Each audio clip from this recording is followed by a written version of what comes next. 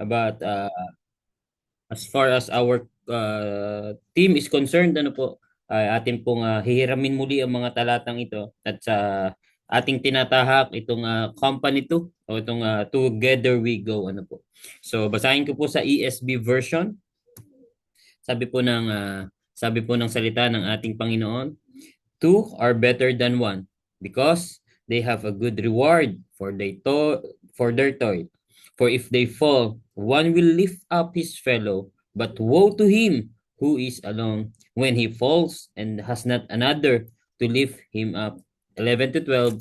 Again, if two lie together, they keep warm. But how can one keep warm alone? And though a man might prevail against one who is alone, two will withstand with him. A threefold cord is not quickly broken. Tayo po ay manalangin. Lord, salamat po sa kalayaan na meron kami. Salamat kay Brother Joms na ginamit niyo po upang pangunahan kami sa malayang pag-awit sa inyo. Maging ang Pastor Joel to preside this morning and maging po sa akin na lahat po kami ay dahil lamang po sa inyong biyaya kung bakit kami nakakatayo o nakakapag-minister ng ganito, Panginoon. Kaya Lord, salamat po dahil itong mga salita ninyo ang kasangkapan upang ma-edify yung body of Christ, upang patuloy pong pabanalin ang simbahan at mag-strive, Panginoon, dun sa pinaka-goal namin, Panginoon. Yun ay ang maging kawangis ka. Kaya salamat po sa opportunity na meron po kaming ganitong pagkakataon, and we pray, Panginoon, ang bawat isa, yung kahandaan po ng puso ng bawat isa, Panginoon. Salamat po dahil alam po namin na ito po ay for the benefit ng aming soul, Panginoon, as we move forward, as we walk sa aming Krisyanong pamumuhay, Panginoon. And again, salamat po sa presensya ng bawat isa. And may you glorify sa aming pag-aaral ng inyong salita. And and I agree sa panalangin po ng aming pastor.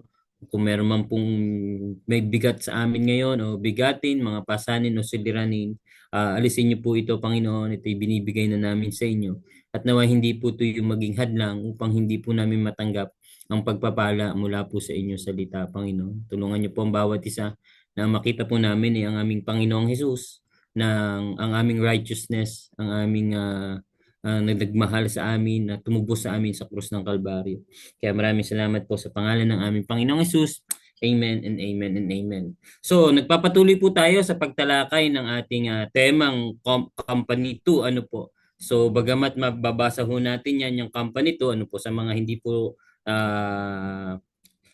hindi po nakasama namin last Sunday sa pagsamba, ano po, tinalakay na po namin ito, and we talk about how work o paano nagwo-work yung pagiging magkaibigan natin sa isa't isa, no? Na kahit yung pagiging magkaibigan natin sa isa't isa, ito'y regalo at ito'y dahil sa biyaya ng ating Panginoon, ano? So, pinag-uusapan natin tong Company 2, which is nilo-launch natin. Technically hindi pa siya nilo-launch talaga na launch, ano po, but ito inuumpisa na natin, ini-introduce na natin dahil gusto natin na tayong lahat ay magmahalan, magbantayan sa isa't isa, ano. And disclaimer, hindi po to dalawa lang, ano po. So tinitingnan natin at binabalansin natin, baka may grupo na kailangan ng tatlo, ano po, o dalawa. Hindi po to nakakulong o nakabak sa dalawa lang, ano po. Mas madami nga, mas maganda. Ibig sabihin, mas maraming pinapagawa ang ating Panginoon. And all of us ay dalangin natin na makabilong, ano po, mag-engage dito po sa ating temang Company to, ano po. Why? Kasi napakahalaga po nito, especially sa ating tinatahak na tema, yung salitang Together We Go, ano po. And in fact, ayaw ng kaaway itong ginagawa natin. Ayaw ng kaaway na tayo ay magtutulungan. Ayaw ng kaaway na tayo magpapalakasan. Ayaw ng kaaway na tayo magpapaalalahanan. Ang gusto ng kaaway, sirain tayo. Kasi yun yung kanyang trabaho. Guluhin ang simbahan ng ating Panginoong Hesus. Pag-awayin tayo, guluhin ang simbahan, no, guluhin ang pamilya, guluhin ang ating mga relasyon. Yun ang trabaho ng kaaway. Kaya nga tinatalakay natin ito upang pagtibayin yung relasyon at yung biyaya ng Panginoong Hesus na nagbubuklod sa ating mga mananampalataya. And again, Satan wants to disconnect us from Christ.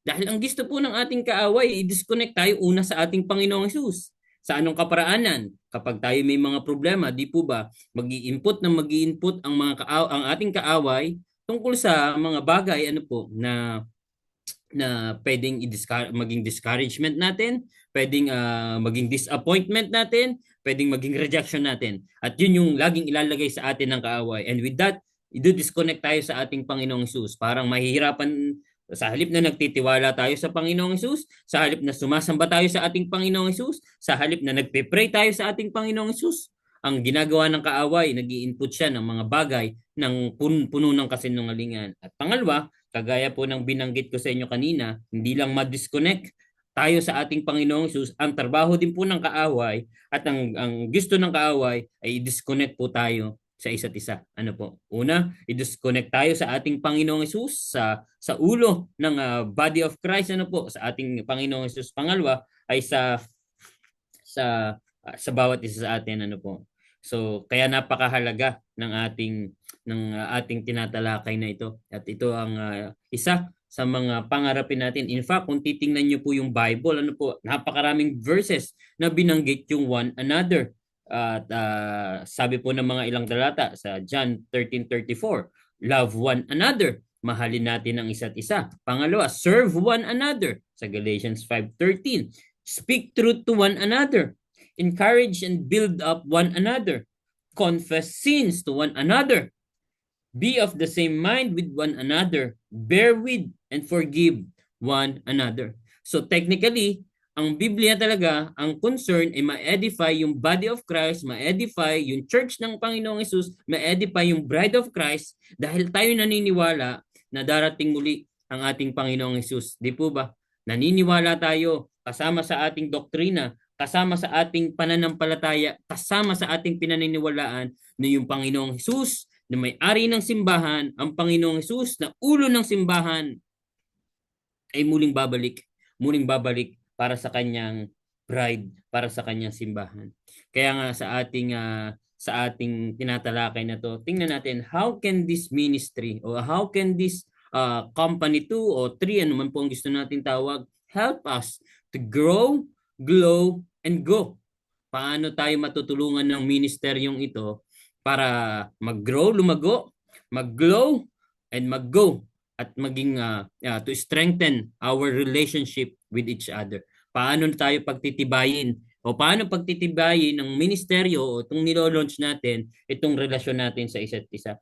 Dito po sa ating binasa kanina sa Ecclesiastes 4 verses 9 to 12, bagamat napag-aralan po natin ng mga nakalipas na araw, last Sunday ay tinalakay ko din po.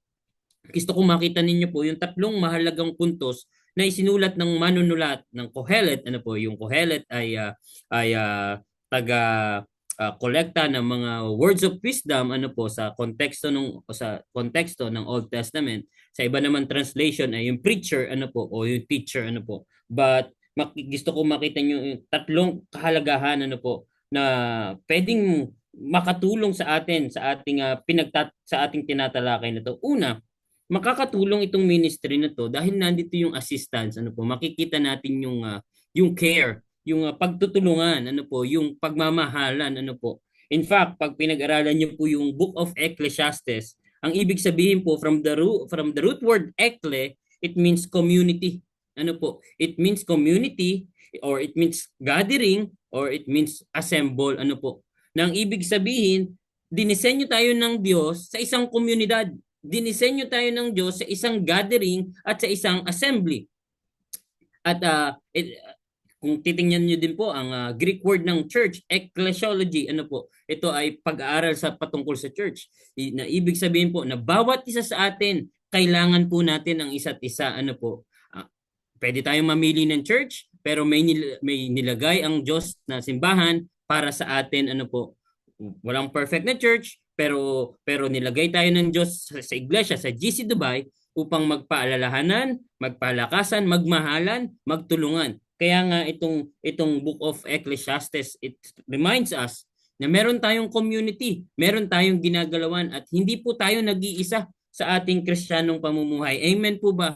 Hindi tayo nag-iisa. Kailangan po natin ng isa't isa. Kailangan natin yung paalala ng isang tao, kailangan natin yung panalangin ng isang tao, kailangan natin yung pagre-rebuke ng isang tao, kailangan po natin yan. Kahit ako po, pastor, kailangan na kailangan ko po yan. In fact, makikita nga po natin yan, even sa Genesis, di po ba?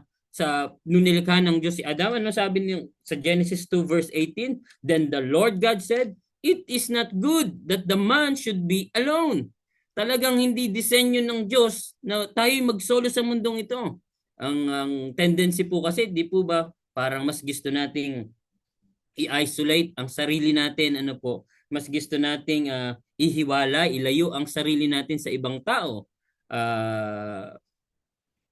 Ilayo natin yung ating sarili sa mga ministry, ano po. But kung titingnan natin yung standard ng Bible, hindi disenyo ng Diyos na tayo'y mag-isa at walang Kristiyanong lalago ng mag-isa. Amen po ba? Walang Kristiyanong lumalago ng mag-isa. Ang disenyo ng Diyos, nilagay niya tayo sa isang community, o if I may say, nilagay tayo ng Diyos sa isang church, pinagsama-sama niya tayo sa kabila ng ating pagkakaiba, sa kabila ng ating mga differences, pinagsama, binubuklod tayo ng ating Panginoon. Kaya nga tingnan natin, ano yung magiging problem naman kapag in-isolate natin ang ating sarili? Ano po? The problem with isolating ourselves ay una po, kapag tayo ay bumagsak, kapag tayo ay nanghina, kapag tayo ay nahirapan, ano po? There's no help when we fall, ano po? Kapag tayo ay nag-iisa at in-isolate po natin ang ating sarili. Tingnan niyo po yung binasa natin kanina, ano po? Two are better than one because they have good reward for their toil. For if they fall, tingnan niyo po ano. So talagang ang Bible, sinasabi ng salita ng ating Panginoon, ang laki ng tendency magkamali po tayo. Ano po, bilang tao. Ang laki ng tendency na tayo ay makalimot, ang laki ng tendency na tayo ay makagawa ng hindi maganda. Pero anong disenyo ng Bible? Merong isa na magpapaalala sa iyo. May isa na magko-correct sa iyo, may isa na magre-rebuke sa iyo, may isa na tutulong sa iyo. Kaya kung wala yung isang tao na yon o yung dalawang tao na yon, sino yung tutulong sa iyo? Sino yung naandiyan? Sino yung magpapaalala sa iyo? Sino yung magre-rebuke sa iyo? Sino yung mag-a-assist sa iyo? Di po ba? Ganito kahalaga ang bawat isa sa atin. Ganito ka kahalaga sa simbahan, ano po? May position ka man o wala, may pastor ka man o hindi, leaders ka man o hindi, bawat isa po sa atin ay may malaking responsibilidad upang ingatan ang bawat isa. Kaya kayo po, ang presensya nyo ay napakahalaga, ano po. Why? Because dahil po kapag yung isa ay nalaglag, nahirapan, may nagkaroon ng problema, ang pinaka-ministry po natin, tandaan niyo po, ang utos ng Biblia ay magtulungan sa isa't isa. Kaya nga kapag in-isolate po natin ang ating sarili, there's no help when we fall, ano po. Kaya minsan pag nag-invite tayo ng mga small group, talagang ini-invite talaga natin ang bawat isa, ano po, ng mga prayer meeting kasi gusto namin kayo panalangin, gusto na sa small group nagkakaroon tayo ng paalalahanan. Yun yung goal natin, ano po. Sa small group nagkakaroon tayo ng reflection and we pray na itong company to ay magkaroon ay isang malaking ministry na tayo maging minister ng pagpapaalala, ano po, sa ating mga kapatid, sa ating Panginoon. Pangalawa, the problem with isolating ourselves is we are vulnerable to deceptive thinking, ano po. Kapag tayo ay nag-iisa, kapag inilalayo natin ang ating sarili, ano po, parang andali po nating madaya, andali nating matangay, ano po, andali nating maligaw kapag tayo ay nag-iisa, ano po, kapag inilalayo natin ang ating sarili. Kaya dinisenyo ng Diyos na tayo ay may simbahan, dinisenyo ng Diyos na tayo ay may grupo na ganitong sinasalihan, na tayo ay members, ano po, upang hindi po tayo kagad madaya, ano po, hindi tayo madaya ng sanlibutan na to, hindi tayo maligaw ng sanlibutan na to, ano po. Sabi nga po, isolation also leaves a person vulnerable to the spiritual attacks of temptation to sin, depression, selfishness, and even anger, ano po, anger. Pansinin niyo po, di po ba kapag tayo nag-iisa, di po ba mas doon pumapasok yung marami tayong iniisip? Di po ba? Kapag tayo nag-iisa, di po ba mas naandun yung madami tayong mga parang mas lalo tayong nararamdaman natin yung mga temptation, di po di po ba? Nararamdaman natin na kapag tayo nag-iisa, di po ba parang ang hirap magdesisyon, ano po? Kaya ang disenyo talaga ng Diyos, meron tayong accountability partner, ano po? Excuse lang po, inom lang po ang tubig.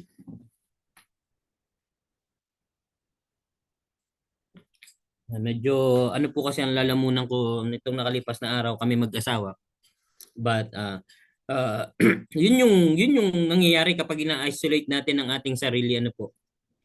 Yung kaaway, nakaabang kaagad yan para kung ano ipapasok sa ating isipan, ano yung ipapasok sa ating damdamin, itetempt tayo. Talagang yun po, kagaya ng lagi kong inuulit na sabihin sa inyo, yun ang role ng kaaway. Sirain tayo, i-disconnect tayo sa isa't isa. Huwag po natin kalimutan na kahit ang ating Panginoong Jesus, nung siya po ay nagfa-fasting, o natapos siya mag-fasting, mag-isa siya sa disyerto, anong ginawa ng kaaway? Pinuntahan po siya, di po ba? Pinuntahan siya at excuse me, at tinempt po siya ng kaaway ng maraming bagay, hindi na ho natin babasahin. Pero gusto ko pong malaman ninyo na kahit ang ating Panginoong Jesus, nung nag-iisa siya, pinuntahan po siya ng kaaway upang pabagsakin, upang itempt. And alam naman natin ang story, never namang magkakasala ang ating Panginoong Jesus. But gusto ko sabihin sa inyo na kapag tayo na hindi Diyos, tayo na tao, kapag in-isolate natin ang ating sarili, ang laki ng tendency, doon tayo makakagawa ng kasalanan, doon tayo makakapag-isip ng hindi maganda, doon tayo mag-iisip ng kung ano-ano mga problema, di po ba? Kaya napakahalaga po na meron tayong someone na merong malalapitan. The problem with isolating ourselves is there's no help when we fall. We are vulnerable to deceptive thinking. At pangatlo po, ito napakahalaga po. Kapag hinihiwalay po natin ang ating sarili, napakahina po ng simbahan. Naapektuhan po ang simbahan. In fact, kung titingnan niyo po, tayo ay malaki ang role ng bawat isa sa atin, ano po. Malaki ang ginagawa ng bawat isa sa atin. Hindi tayo after ng posisyon. Yung posisyon na ating ginagampanan, ito ay para sa kaayusan lang ng simbahan, ano po. Pero ang bawat isa po sa atin ay napakahalaga po. Kaya kung hindi tayo nagfa-function bilang isang simbahan, ang simbahan po ay nanghihina, ano po. Bagamat nabubuhay ang simbahan sa biyaya ng Panginoong Hesus, pero wag ho nating kalimutan, kapag hindi natin in-apply ang salita ng ating Panginoon, ito ay nanghihina din po, ano po, nanghihina. Kapag tayo ay, imagine niyo po, paano natin dadalin ang mensahe ng biyaya ng ating Panginoong Hesus kung sa loob ng simbahan ay hindi natin nararanasan yung totoong biyaya ng ating Panginoong Hesus. Paano natin dadalhin ang mensahe ng pagmamahal sa labas o sa mundong ito kung ang sa loob ng simbahan ay hindi po nagmamahalan? Paano po natin dadalin ang mensahe ng pagpapatawad kung mismong sa loob ng simbahan ay meron pong espiritu ng hindi pagpapatawad? Mga kapatid ko sa Panginoon, gusto kong balikan yung quotation na binanggit ko last week. Sabi po dito, being a member of a church means realizing that we are responsible, you and I are responsible for helping the brothers and sisters around us to grow as disciples of Jesus. Bilang miyembro daw po ng isang grupo o ng isang simbahan, we are responsible para sa ating kapatid sa ating Panginoon na lumago. In the same way, they are responsible. Ganun din naman. Sila din naman ay responsible for helping us. Tingnan niyo po yung huling sentence. We desperately need each other in the daily fight to follow Christ in a world that's full of sin. Kailangan po natin ng isa't isa. Kasi araw-araw po tayong nasa battle. Araw-araw po tayong humaharap sa kaaway. Araw-araw po tayong nasa mundong ito. At kailangan po natin ang panalangin ng isa't isa, kailangan natin yung pangangamusta ng bawat isa, kailangan po natin yung pagmamahal ng bawat isa, yung pangunawa, at kailangan po natin ang simbahan. Kasi lagi po tayo nasa battle, ano po. Ito man ay physical, ito man ay emotional, ito man ay mental, spiritual. Kailangan po natin ang isa't isa. Huwag ho natin kalimutan ang paalala ng salita ng ating Panginoon. Now, you are the body of Christ and each one of you is a part of it. Tayo po ay iisang katawan sa ating Panginoon. Kaya nga itong ministry nating company 2 ministry nating company 2 ano po, ito ay makakatulong sa atin ano po upang ipaalala yung care natin sa isa't isa, yung assistance ano po, para tayo lumago, magningning glow, at para tayo ay sama-samang humayo sa ating Panginoon. Una, assistance. Pangalawa, makakatulong itong ginagawa natin dahil sa affections. Ano po? Una, assistance. Pangalawa, yung affections. And it talks about the comfort. Makakaramdam po tayo ng comfort sa isa't isa. Ano po? Meron tayong confident na meron tayong someone na mananalangin, someone na may mag-encourage sa atin, someone na may nakasupport sa atin. Tingnan niyo po yung analogy na ginamit dito sa Book of Ecclesiastes. Again, if two lie together, they keep warm. But how can one keep warm alone? Ano po? So, kung babasahin natin ng literal, parang ang sinasabi dito ay sa mag-partner, sa mag-opposite sex. Pero hindi po. Ang tinatalakay dito ng manunulat, ng preacher o ng Kohelet ay ito ay dahil tayo pong mga Kristiyano ay nasa isang travel, nagta-travel tayo sa mundong ito. We are travelers sa mundong ito, yung ating Kristiyanong pamumuhay, And ginamit na konteksto ng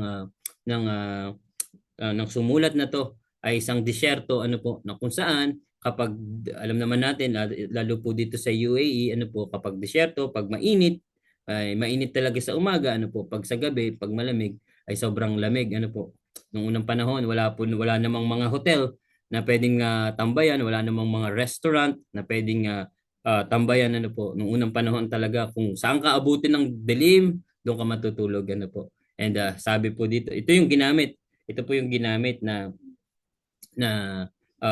ilustrasyon o analogy ng manunulat, na tayo ay nagta-travel sa mundong ito.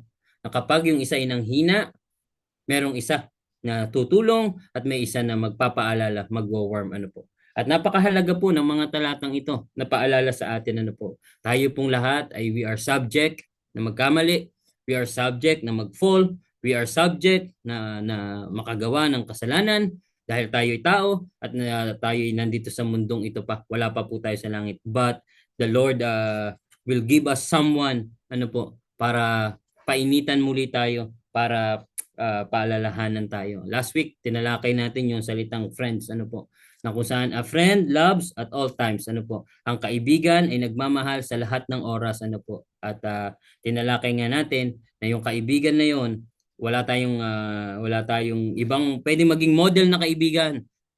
At wala tayong ibang model na paano maging kaibigan kundi ang ating Panginoong Hesus. Gusto ko yung sinabi ni C.S. Lewis sa kanyang librong The Four Loves. Sabi dito, friendship arises out of mere companionship when two or more of the companions discover that they have in common some insight or interest or even taste which the others do not share and which till that moment each believe to be his own unique treasure or burden. The typical expression of opening friendship would be something like, "What? You two? I thought I was the only one." Na meron tayong common denominator. At alam po natin lahat, mga kapatid, yung common denominator natin kahit tayo magkakaiba. Ano po yun? Tayo ay anak ng ating Panginoong Hesus. Tayo ay Kristiyano. Tayo ay may relasyon sa ating Panginoong Hesus. Kanina, tinalakay natin yung problem kapag in-isolate natin ang ating sarili. Ngayon, gusto kong talakayin, ano naman ang magiging resulta kapag in-engage natin ang ating sarili sa isa't isa, sa ating small group o sa ating company too. Una,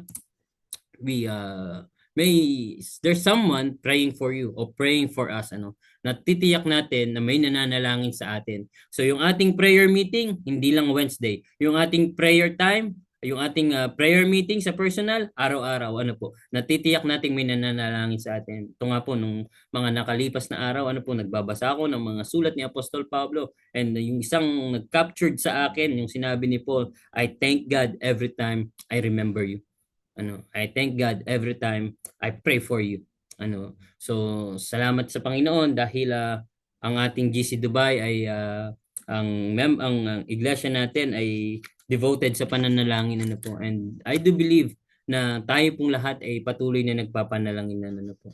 So there's someone praying for us, ano po. Ito yung maganda dito. Natitiyak natin na meron tayong may nananalangin sa atin, ano po. Pangalawa, there's someone to cry, you can cry to, ano po. Merong isang tao na pwede mong sabihan ng problema. May isang tao na pwede mong i-share yung burden, ano po. Hindi mo pwedeng suluhin yung problema. And magandang paalala nga po yan na kaya tayo nilagay sa community ng ating Panginoong Hesus, kaya tayo nilagay sa simbahan ng ating Panginoong Hesus. Why? Dahil may mga problema na pwede nating ikwento, may mga problema na gagamitin ng Diyos yung iyong kapatid upang maging tagapakinig, gamitin ng Panginoong Hesus yung iyong kapatid upang mag-minister sa problema mo, and ito yung ating role, ito yung ating goal. I mean, tayo ay magpalakasan sa ganitong bagay. And pangatlo, na napakahalagang bagay, kapag in-engage natin ang ating sarili sa isa't isa, there's someone praying for you, there's someone you can cry to. Pangatlo, there's someone who will rebuke you. Napakahalaga po nan. There's someone who will rebuke you. Merong isang tao na gagamitin ng Panginoon upang i-rebuke ka. Hindi, naalala niyo po yung sabi ko last time nung tayo ay nasa bundok. Bundok nga po ba yun? Nung nag-camping tayo.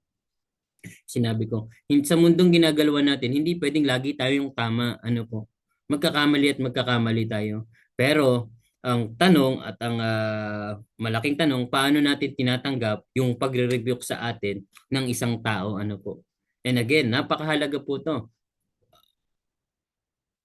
May isang tao na pagkakatiwalaan natin, may isang tao papadala ang Panginoon para i-rebuke tayo sa ating pagkakamali. Yung rebuke na tinutukoy dito hindi po para ipahiya, Yung rebuke dito ay dahil concern ka, genuine yung pagmamahal mo, at concern ka dahil ang goal nga po natin ay maging kawangis ang ating Panginoong Hesus. And how I pray and how I wish, tayo pa naman pong mga Pilipino, di po ba tayo madamdamin? Di po ba kapag may narinig tayong hindi maganda, especially negative sa atin, generally speaking, masyado ho nating iniisip lahat, at masyado tayong madamdamin. Pero tayo pong mga mananampalataya, tayo pong mga Kristiyano, di po ba, bilang mga matured na mananampalataya, napakahalaga po sa atin ng pagre-rebuke, May isang taong magre-rebuke sa atin upang ipaalala yung ating mga pagkakamali. At hindi lang po yan.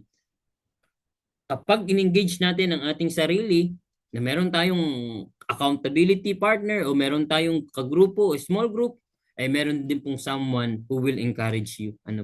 Someone who will encourage us na encourage tayo sa mga desisyon natin, i-encourage tayo sa makakabuti sa atin, i-encourage tayo sa ating goal, And again, ito po yung mangyayari kapag in-engage natin ang ating sarili. And again, para po to sa benefits ng bawat isa sa atin. There's someone praying for you, may nananalangin sa atin. There's someone you can cry to. Meron tayong pwedeng sharean ng problema. There's someone who will rebuke you. Merong isang tao na magpapaalala sa iyo. And there's someone who will encourage you. May magpapaalala, mag-encourage sa atin. Kaya, how can this ministry help us to grow, glow, and go?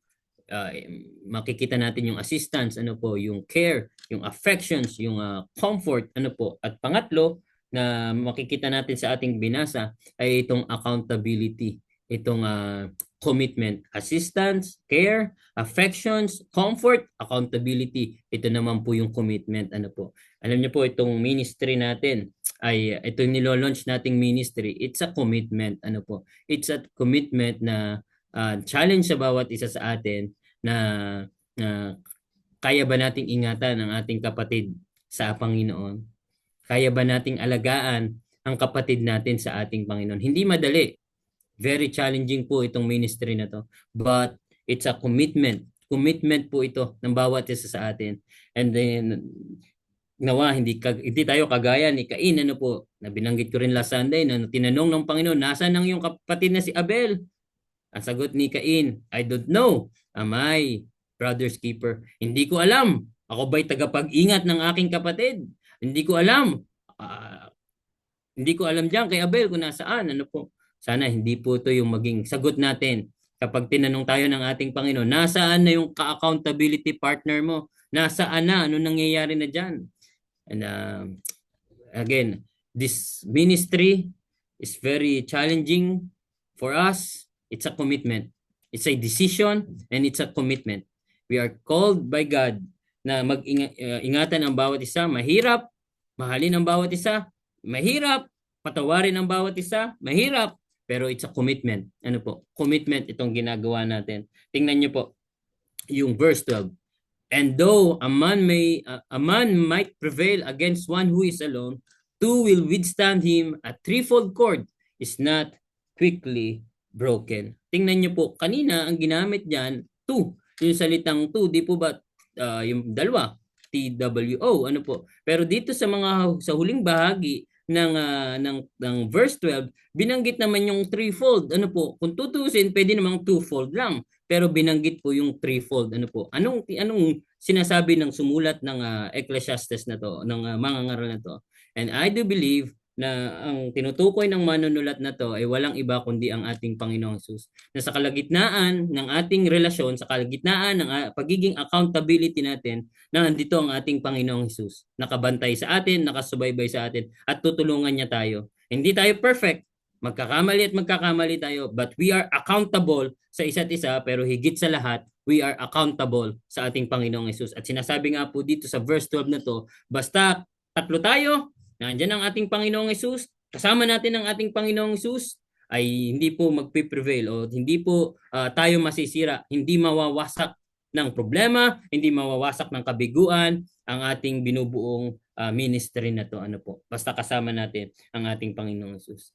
And again, itong accountability, this is very challenging na mahalin, love one another, to serve one another, ano po, speak truth to one another. This is a very challenging commitment to encourage and build up one another, confess sins to one another, be of the same mind with one another, bear with and forgive one another.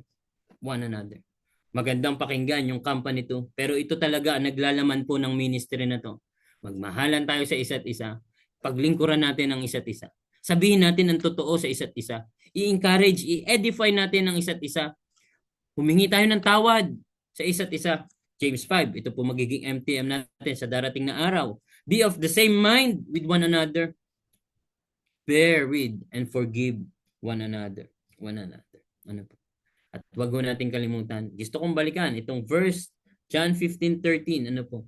Na nandito ang ating Panginoong Hesus, ang ating totoong kaibigan na magpapaalala sa atin na kung kung bakit tayo pwedeng maging kaibigan sa mundong ito o sa ating kapatid sa Panginoon ay dahil may unang gumawa ng kaparaanan upang tawagin tayong kaibigan.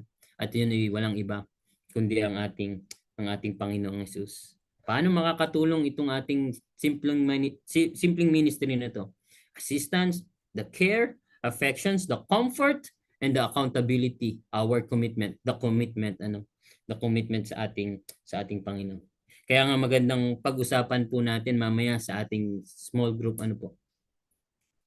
How this message help you to be a good or brother or sister in the Lord. Paano nakatulong itong paalala na salita ng ating Panginoon upang tayo maging mabuti at maging maayos na kapatid sa ating Panginoon, tagapag-ingat ng ating kapatid sa ating Panginoon.